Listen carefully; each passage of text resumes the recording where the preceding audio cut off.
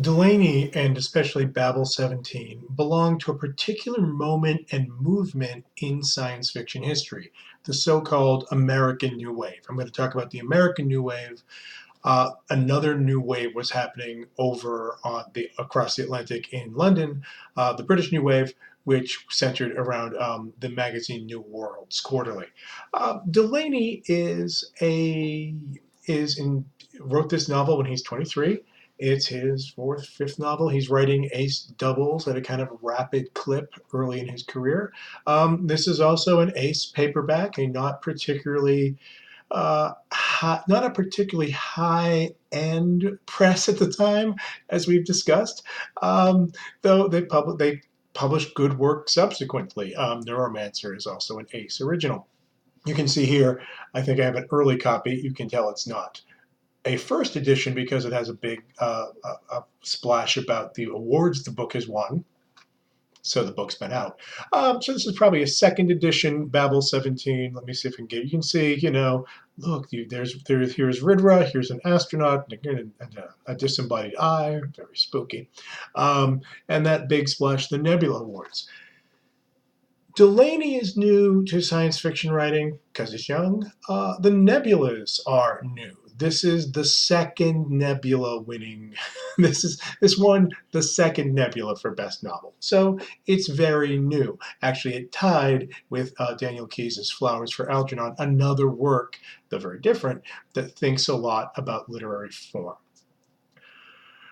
In the mid-60s, we see some institutional changes in American science fiction, mostly driven by the kind of editor and literary entrepreneur Damon Knight, the creation of the Science Fiction Writers of America, a writers guild, so an increasing professionalization. The Nebula Awards are the awards of the Science Fiction Writers of America.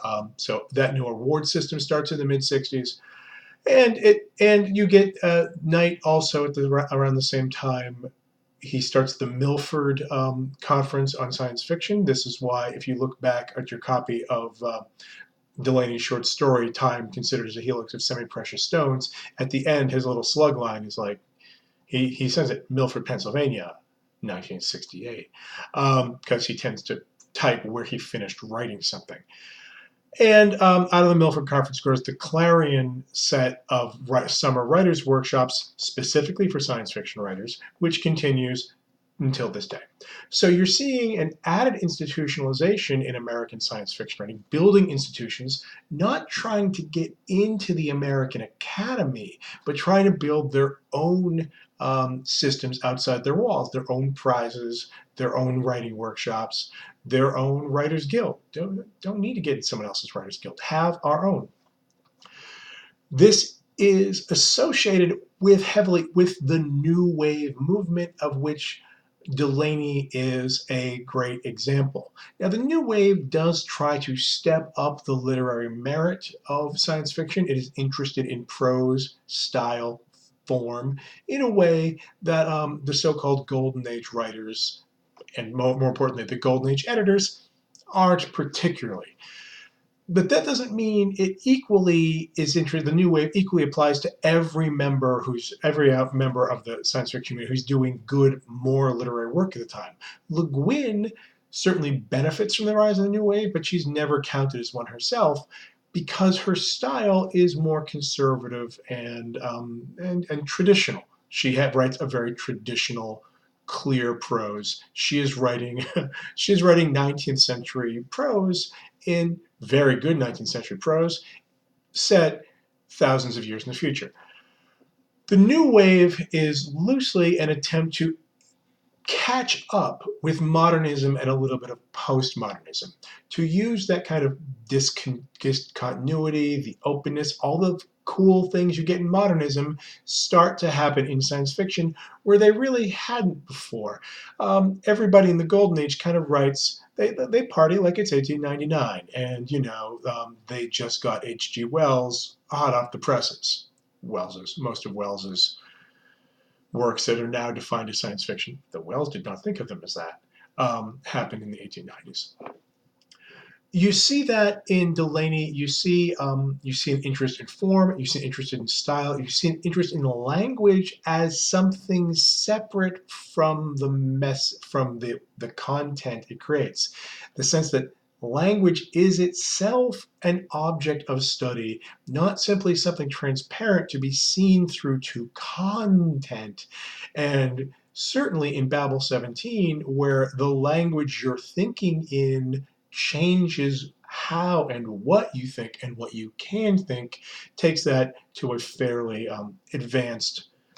It builds it right into the concept, but it also happens in the novel itself. We have these moments where we see the text is discontinuous, where there's kind of, you see chunks stuck in one place that are separate, like a little box that's going alongside other, like things are happening in continuity. This is all new. This was super experimental for science fiction in 1965.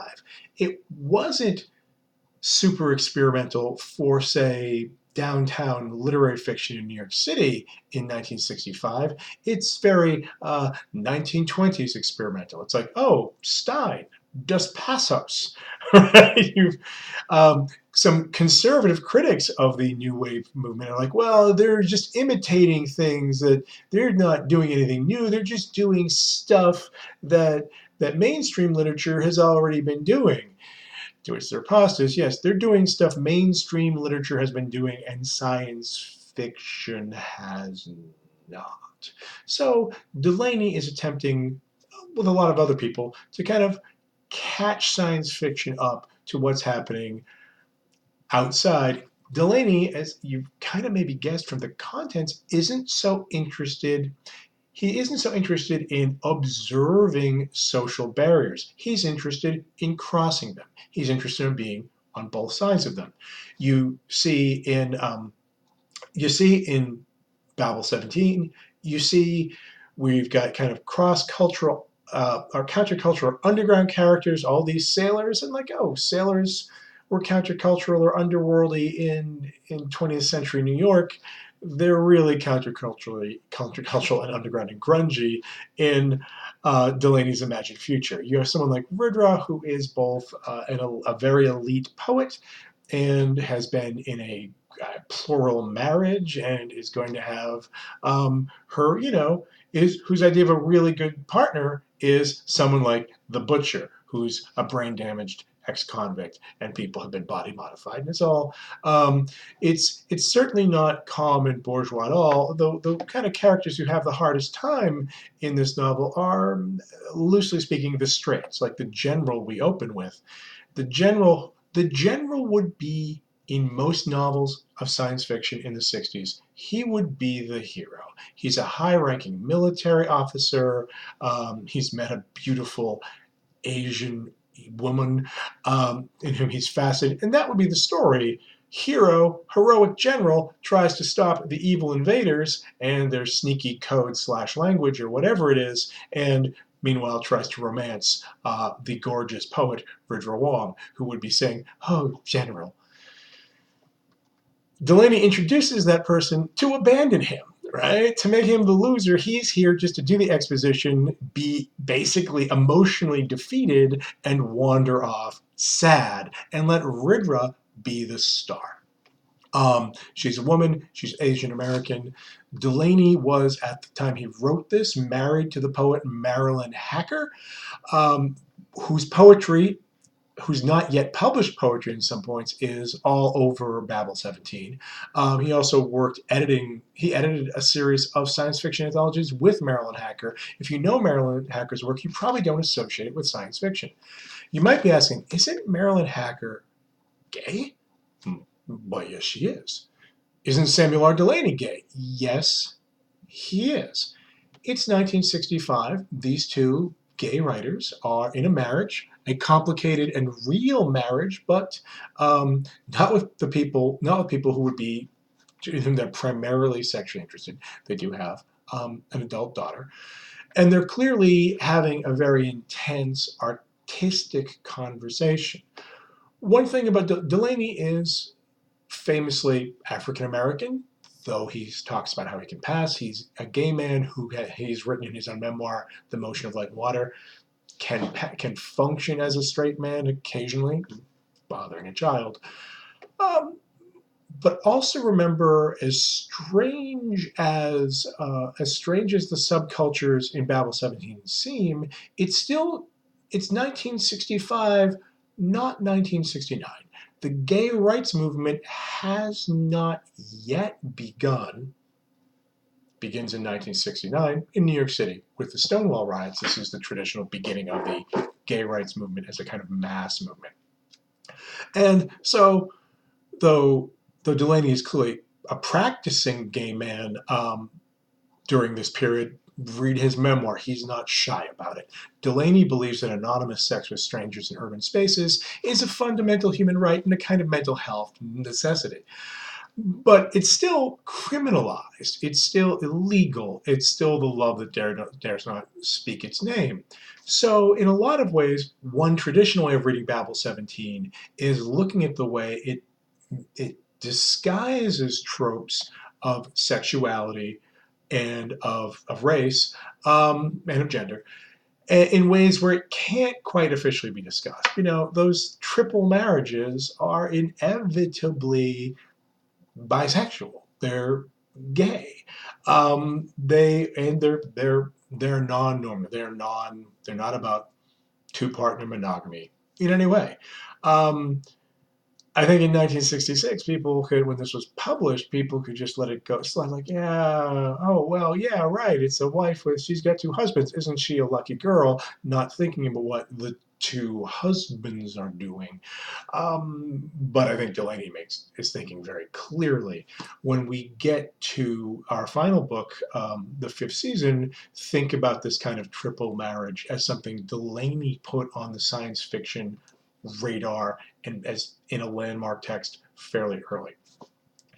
But more importantly, this novel is on every level besotted with questions of language, and particularly with the so-called Sapir-Whorf hypothesis. The Sapir-Whorf hypothesis posits that language controls what you can think. Delany was obsessed with this hypothesis at the time, though he had not actually encountered it in its original form. As he said later in a Paris Review interview, I was obsessed with the Sapir-Whorf hypothesis, though I didn't know its name, which should have suggested a weakness in the hypothesis. Let's have a separate short video about language itself and what the language Babel 17 is doing.